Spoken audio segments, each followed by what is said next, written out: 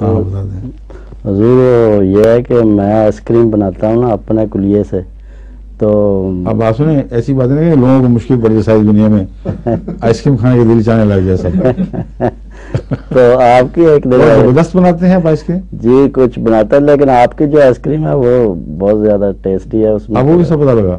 جی میں نے کھائی تھی آپ کی، کھائی تھی جی. کھائی تھی؟ ہاں جی. کس نے کھلائی؟ مجھے تو یاد نہیں کہ میں نے. شیرے نے کھلائی تھی مجھے. ہاں واقعی ہاں جی بہت خاص ہوتی ہے. جی. اور جو مہمان آتے ہیں دنیا سے مختلف، بعض انگلستان سے، بعض امریکہ سے، بعض دفعہ دوسرے ممالک سے، پہلے جب مجھے وقت ہوتا تھا کچھ تو میں بنا لیا کرتا تھا اور اس کو فریز کر لیتا تھا. جن کو کھلائی ہے وہ پھر چھوڑتے ہی نہیں تھے. وہ کہتے ہیں یہ اس کا آئس کریم تو یہ نہیں پتا کہاں بند کرنی ہے. اور مشکل یہ ہے کہ اب مشہور ہو گئی ہے، میرے پاس وقت بالکل نہیں رہا. سمجھ گئے؟ جی ٹھیک ہے. اس لیے میں نے کہا اب یہ نہ ہو کہ اب مطالبے شروع ہو جائیں ہمیں بھی کھلاؤ. جی شاز کبھی کوئی وقت مل جائے تو دیکھیں.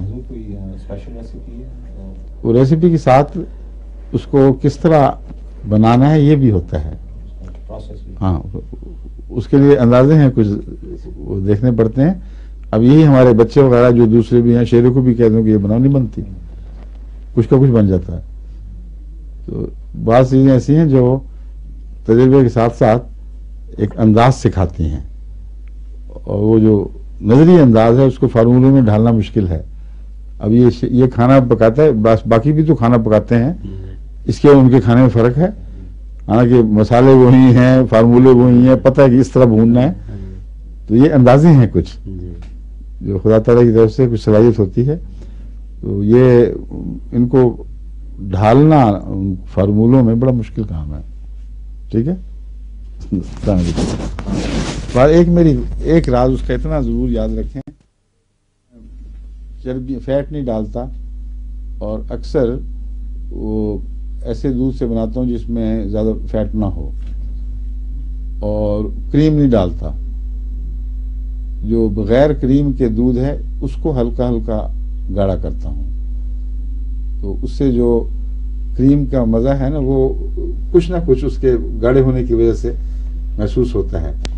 لیکن دوسری بات جو اس میں پیدا ہو جاتی ہے جو کریم والے میں نہیں ہے، کریم والا دودھ ہر نقطہ انجماد کے لحاظ سے جلدی جم جاتا ہے اور جلدی ٹھوس ہو جاتا ہے. انسان سمجھتا ہے آئس کریم بن گئی.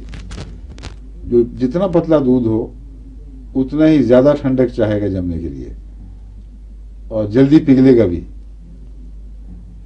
تو وہ جو آئس کریم بنتی ہے آخر پہ، اس کا اصل مزہ یہ ہے کہ منہ میں ڈال کے اس کی پیاس بھی بجھاتی ہے، پگھلتی ہے، بوجھ نہیں پیدا کرتی. تبھی لوگ زیادہ کھا جاتے ہیں. ہلکی پھلکی چیز آپ کھائیں تو مزہ آ رہا ہوتا ہے، آپ پیتے جائیں یا کھاتے جائیں. اس میں یہ ہے اصل بنیادی راز. اب اپنے اپنے فن کے مطابق اپنی صلاحیت لوگ صاحب بنائیں. یہ فارمولہ بنیادی طور پر یہی ہے.